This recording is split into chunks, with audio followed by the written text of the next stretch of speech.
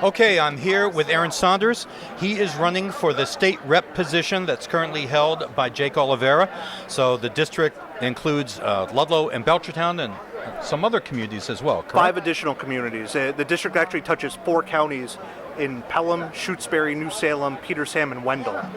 So that's an interesting geographic grouping because you've got really rural, and then you have a community like Ludlow, which I'm going to call urban, and you have Belchertown, which is suburban. So you've got a little bit of everything, plus you've got different counties involved. Yep. How daunting is this district to represent, do you think? I know you're not representing it now because it's a new district, but...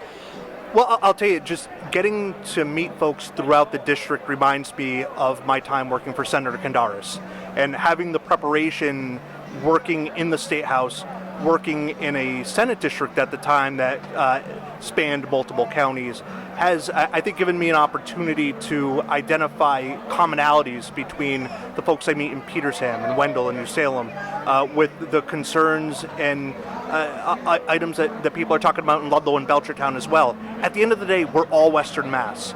And when I go to Boston advocating for Western Mass, the folks out there don't care if it's Shutesbury or it's Belchertown. It's Western Mass, and that regional equity that we're going to be fighting for day in and day out is top priority.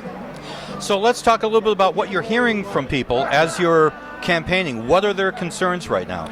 Well, it might come as no surprise that with inflation on the rise, the costs of just the basics of life for working families are top of mind. So issues like food security, issues like making sure, in our region where we do not have robust public transit, folks are able to afford to get from A to B. Access and accessibility to health care.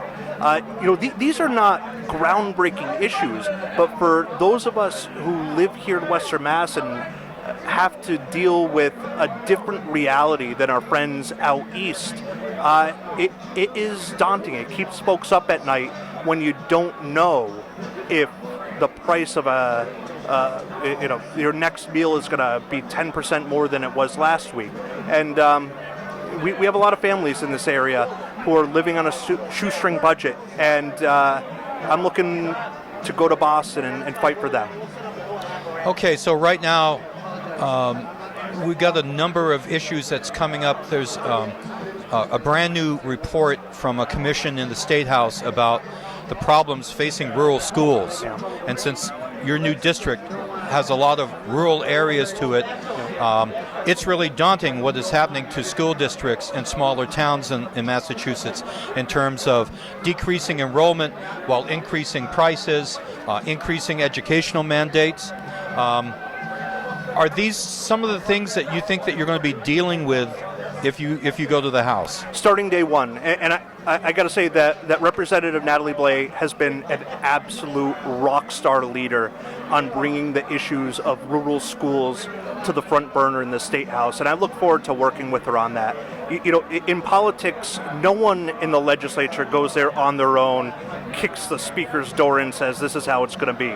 It's a team sport, and I've been really, really blessed to have earned the trust and support of so many of the colleagues in the region. So on day one, we can hit the ground running, working on issues like rural school transportation, like special education funding, which has been such a question mark going into every school year for school administrators.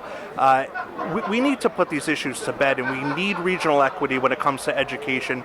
We can't allow the exemption for educational expenses to the unfunded mandate law to turn our local budget sideways, where invariably these issues are addressed cost-wise, but they're put on the backs of homeowners through property taxes. And when you talk about the communities that we have in the 7th Hampden, we don't have the benefit of robust commercial districts accounting for 30 or 35% of our tax base. It goes to homeowners, and a lot of folks who are living on fixed incomes can afford it the least.